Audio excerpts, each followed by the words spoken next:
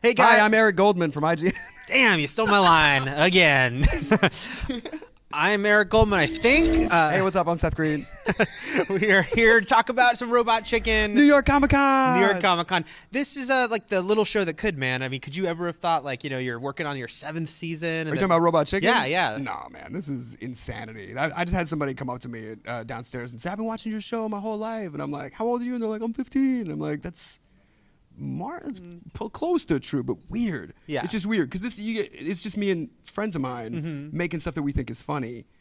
And then it's grown into this thing that other people want to participate in. So that's very surreal.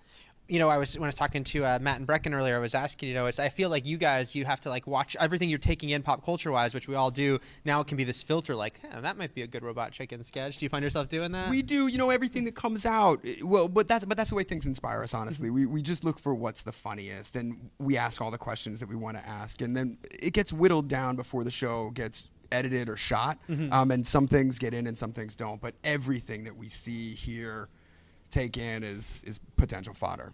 And, you know, what I think is fun about the show is that you can take things that are pretty recent pop culture, but you also reach back into the 70s, 80s. Is it, you know, great for you that it can be that, you know, you're sitting around the table and be like, one day we're doing the Smurfs, and then, which is also present, I guess. Right. And the next day we're doing some recent Pacific Rim. It's an interesting thing because the show has become more about pop culture than it is about nostalgia. Right. And so we keep bringing in new writers that have a different perspective, that were, you know, kids in the late 90s, and we get to attack everything.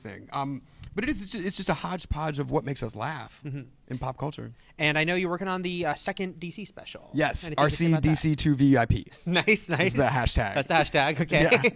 Yeah. And you know, obviously you hit some great stuff in the first one. What are you tackling this time out? You know, I was not concerned going into the second writing period because I knew that we had a great team and everyone was going to come up with stuff. But I wondered if we hadn't hit the areas of the universe that we wanted yet. And I found out one piece of critical information that helped us with our through line, which is that Lex Luthor has a daughter, Lena Luthor. And so I asked Jeff Johns if it would be acceptable for her to be teenage. He said that was totally cool. So in our special, Lex Luthor has a teenage daughter. Okay. That's the main through line of the story. Gotcha. Yeah, it's more villain centric. I'm thrilled with it. I'm so excited. We're just shooting it now. But the script is great. The writers just crushed it. You already have, obviously, your sort of your core DC voice group. Anything you can say about anyone else that might be coming in this time? I got Clancy Brown to do Gorilla Grodd. Nice. Because I did Grodd in the last special, but that was more out of necessity than. But Grodd figures heavily into this special, and Clancy's amazing. And then who else? I got Sarah Hyland on Modern Family to play Lena. And not to brag, but Zac Efron played Superboy.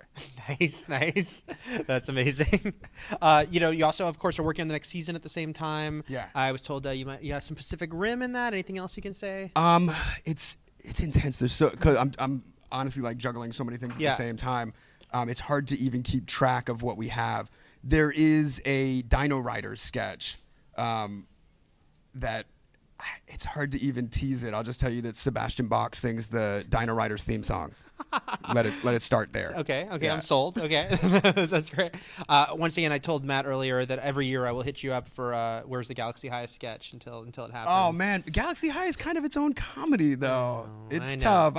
I'm probably the only one in the writers' room that's seen that movie. All right. Sadly, yeah, right. But we got to get you on staff at some point. Then you can beat that sketch out. Okay, cool. I'll go for that. Is, you know, coming out of this summer, you know, Matt said Pacific Rim is sort of the one, you know, thing that sort of left out. Was there anything else where you're percolating that you might? Man of Steel came out. Yeah, we got the some DC special. There's a really funny Man of Steel sketch in the new season about that moment where Costner's like, right. This is a bunch of silly stuff. I mean, man, we all watched Man of Steel and everybody had opinions, so there's a lot of comedy that came out of that.